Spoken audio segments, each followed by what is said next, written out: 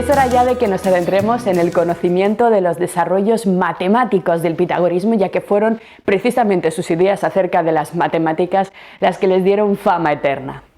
Según nos revelan las fuentes conservadas, los filósofos pitagóricos fundamentaron toda su visión del mundo sobre una adoración tal de los números y de las matemáticas que podría ser calificada de culto directamente. Fijaros, en el libro quinto de la Metafísica, Aristóteles nos informa del nivel de esta obsesión. En su época, y antes que Demócrito y Leucipo, los llamados pitagóricos se aplicaron al estudio de las matemáticas y fueron los primeros en hacerlas progresar. Veremos aquí en qué medida el tratamiento pitagórico de las matemáticas se diferenció absolutamente de todo lo que había sido hecho hasta entonces, de todos los avances babilónicos, egipcios y de todo lo que habían hecho los griegos hasta ese momento. Así nos dice Aristóteles que fueron los primeros en hacerlas progresar. Así que, cebados en ellas como estaban, creyeron que sus principios, los principios de las matemáticas, eran los principios de todas las cosas, y se les antojaba contemplar múltiples similitudes con lo que es y con lo que deviene, al ver además en los números las afecciones y las proporciones de las escalas musicales. Y dado que los números daban la impresión de ser los primeros de toda la naturaleza, supusieron que los elementos de los números eran los elementos de todas las cosas y que todo el cielo era armonía y número. Y cuántas similitudes podían mostrar entre los números y las escalas musicales en relación con las afecciones y las partes del cielo y en relación con el ordenamiento cósmico en su conjunto, las reunían y trataban de hacerlas corresponder. Y si algo faltaba en alguna parte, se desvivían porque todo el sistema les resultara coherente.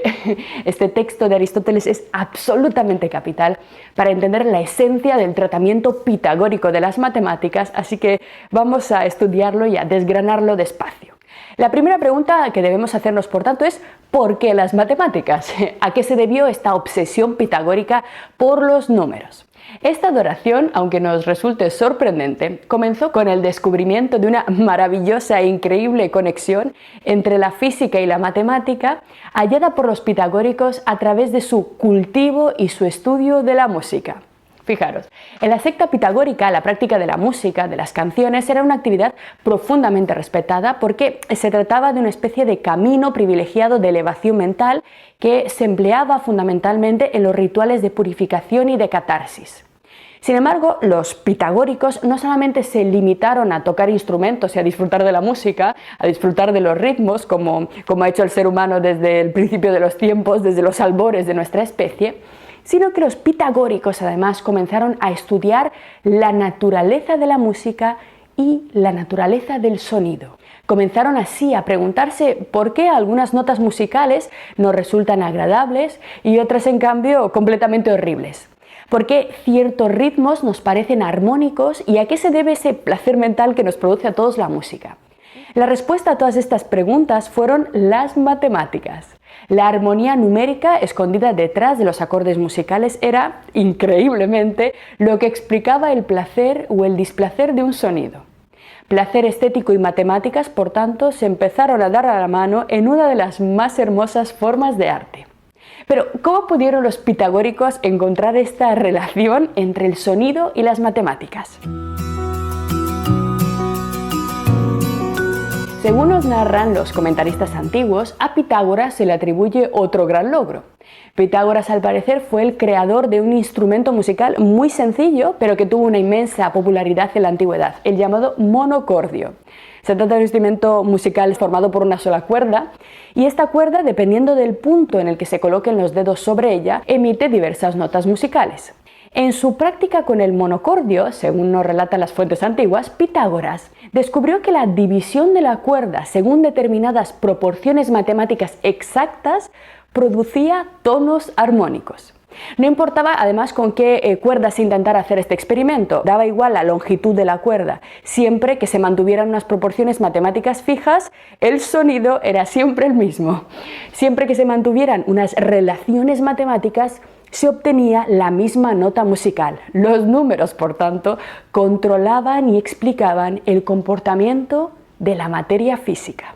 Por ejemplo, la cuerda completa en proporción 1-1 se escuchaba así. En proporción 5-4 tenemos un tercio mayor, en 3-2 suena una quinta y en 2-1 una octava. Así nos relata Porfirio este increíble descubrimiento.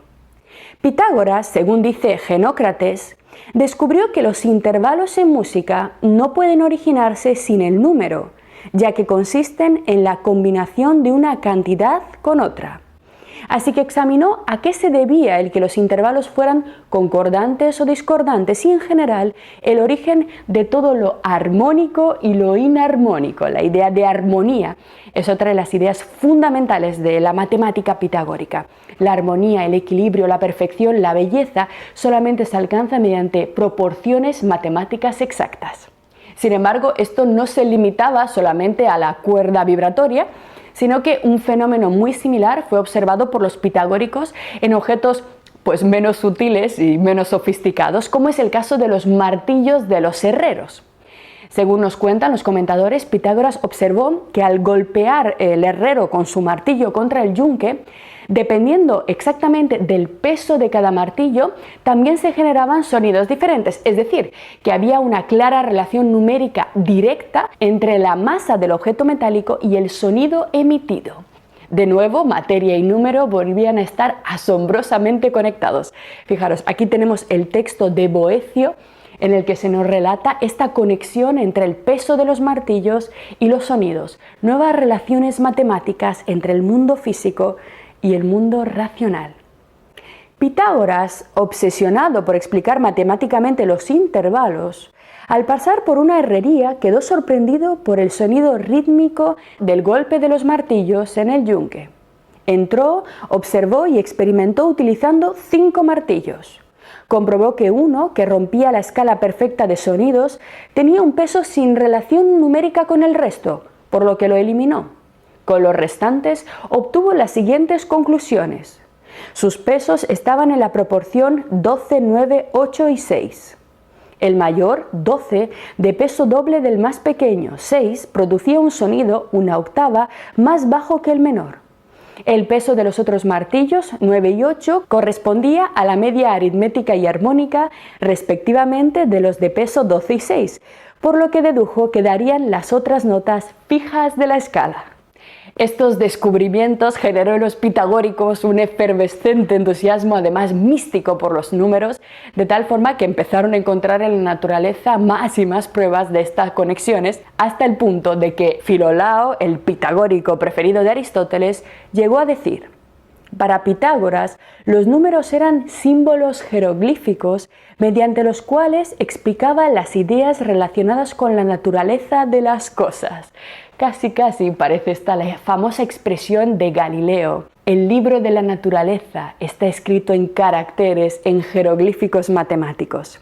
Y a ello añade Aristóteles: los pitagóricos, como observaron que muchas de las propiedades de los números se dan en los cuerpos sensibles, supusieron que los seres eran números no separados, en la idea de que los seres se configuran a partir de los números. ¿Pero por qué? Porque las propiedades de los números se hallan en la escala musical, en el cielo y en muchas otras cosas. Efectivamente, como nos dice Aristóteles, muy pronto las relaciones y proporciones numéricas que los pitagóricos habían encontrado en el caso del sonido fueron extrapoladas a toda la realidad natural. Estimulados por esta euforia de los descubrimientos, los pitagóricos comenzaron a pensar que esto del sonido no podía ser algo casual, que no podría tratarse de algo que solo se diera en el caso de las cuerdas y de los martillos, sino que quizá toda la realidad estuviera ordenada y regida matemáticamente.